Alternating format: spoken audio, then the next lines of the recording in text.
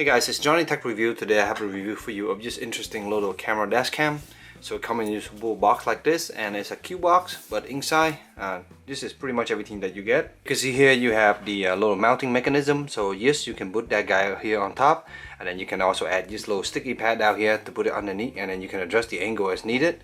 But if your dash work well, you can just go ahead and put it directly on your dash. Small little user menu, and then here you have a about 10 feet power cable, another USB cable, and then here is the little new port here that gives you access to another secret adapter, and then here you have two USB ports you can use for your dash cam. So let's talk about this interesting dash cam. Here as you can see is the model that I picked. They have a lot of different versions, and a lot of them has Chinese zodiac, so you can get different animal for your zodiac sign. But the one I picked is this little dude here. He's one of the I think Chinese god here. Pretty interesting. Definitely this is really an Asian thing. I don't think too many people will want to buy this, but it's pretty cool. This guy here is made out of plastic, but he feels very tough. And up front here you have the SD slot, and then here you have a little on-off switch right here you can press. There's a reset little holder you can push with a pin.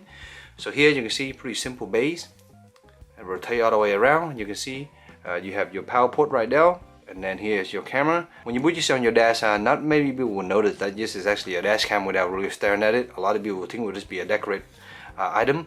I do wish they have other non-Asian thing that would be cool, but right now that's what they got. So here we open this out just like that, flip it over, and then here you have your little screen that you can view if you want to, and then here you have some button up top. But anyway, that's pretty much the unit. It's pretty simple, definitely interesting. It's pretty hidden when you put this guy in and away, so we will have to really stare at it again to see the camera, but usually this is what it looks like when it's sitting in your dash. So I tried this on my car and my Infinity. The windshield is actually too low for this guy, so it depends on your car. You have to measure this here and see if it will fit inside your car. And you can see here, this is probably around 6 inches of clearance. So make sure that you have between your dash and your windshield, you have about 6 inches you want to use this unit. It's pretty tall, so keep that in mind. I ended up using this in my van because that has a lot more clearance and it works well. So let's talk about the picture quality. This dashcam does 1080p, and the picture quality is pretty superb. It's very clean. The dynamic range of it is very good. You can see the various different recording throughout my video to kind of give you an idea.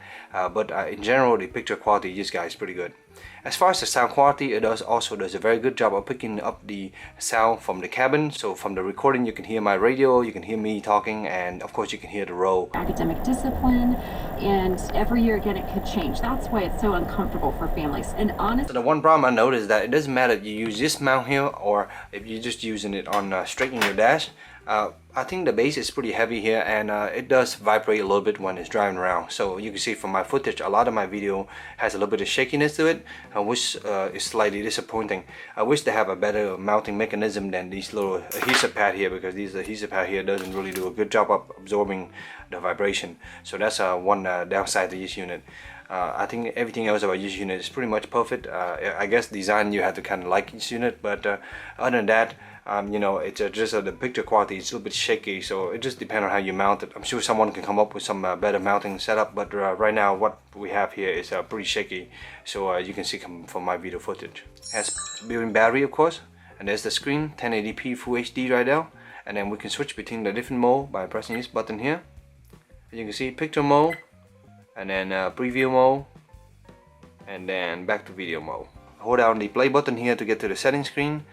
Your pretty typical setting here, just like any other dash cam really. Resolution we can pick here, 1080p is 7.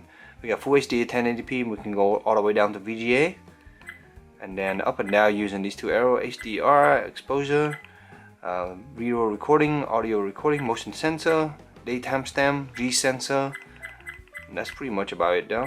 One final thing I do want to point out is that the memory card they give you, it uses a regular size SD card, and they give you a 32 GB SanDisk, and this card works pretty well, and so that's nice. Give you a lot of space option here.